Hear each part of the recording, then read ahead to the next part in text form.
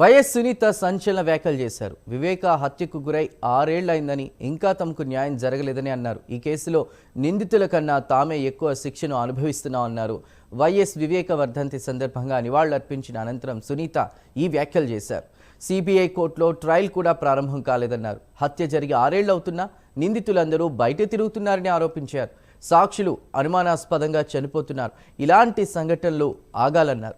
ఈ కేసులో తమకు న్యాయం జరుగుతుందనే నమ్మకం ఉందని సునీత తెలిపారు.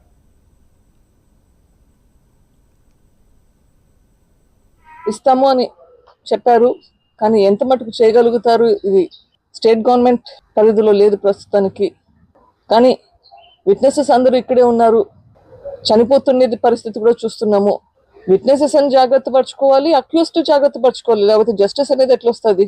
ఎవరైతే దీంట్లో విట్నెస్ గా ఉన్నారు, ఎవరైతే దీంట్లో నిందితులుగా ఉన్నారు, అందరి బాధ్యత ఇప్పుడు స్టేట్ గవర్నమెంట్ మీద ఉంది. వీళ్ళందరినీ జాగ్రత్తగా వాళ్ళ హెల్త్ సంగతి చూసుకోవాలి, వాళ్ళ సేఫ్టీ గురించి చూసుకోవాలి. సో వాళ్ళ లేకపోతే జస్టిస్ అనేదానికి న్యాయమే లేదు. అదే కాకుండా చాలా మంది విట్నెసెస్ హోస్టైల్ అవుతున్నారు, విట్నెసెస్ మీద ప్రెషర్ పెడుతున్నారు, మీ స్టేట్మెంట్స్ వెనక్కి తీసుకోండి అని. అట్లాంటివి కూడా జరగకూడదు.